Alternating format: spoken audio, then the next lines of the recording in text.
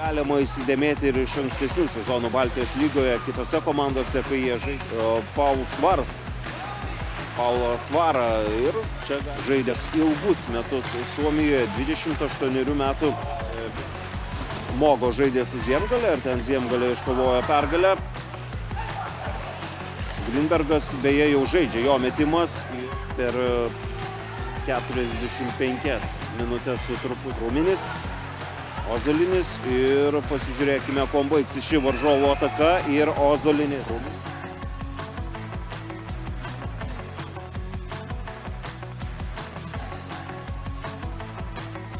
Ir Ilja Četvrtakas atsiveria jam galimybę, reikia lygybę.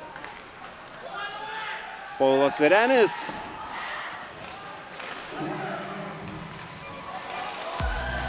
Mažiau negu 1 minutė, Artiomas Redko, yra ten Ilja Četvrtakas. Bankams, jeigu pavyktų, štai čia koks perdamas Aleksas Malnula iškart komandai.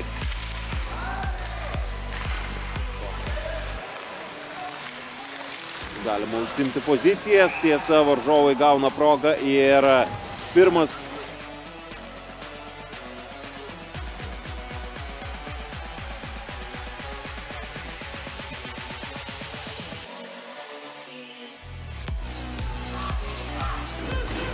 tolimas metimas, Malnula.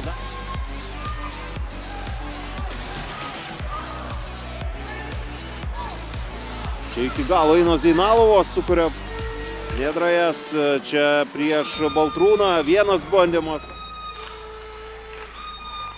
Varžovų ataka, Nedrajas ir 3-0, 3-0, trečią kartą Liepoja.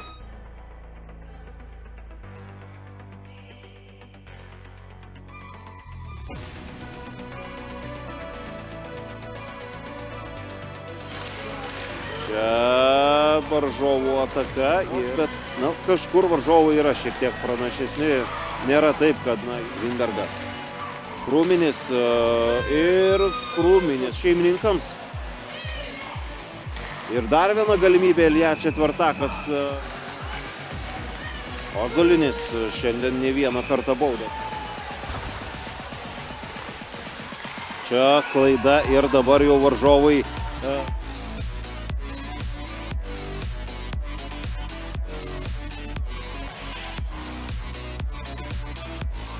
reikia grįžti atgal, varžovai 2-3. O čia klysta varžovų ir vartininkų. Ten bandė tarp dviejų varžovų prašokti Niklavas Lakstinis. Pankai galėjo lyginti rezultatą. Antrojo kėlinio pradžia taip pat buvo antrajame kėlinyje galėjo rezultatą išlyginti. Dabar dar viena šeimininkų galimybė pasižiūrėti.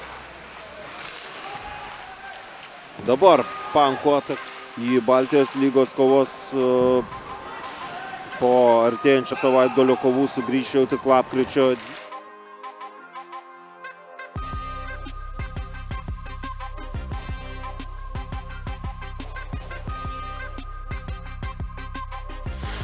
Matejūnas, Paulas Sverenis, yra šansas ir pagaliau.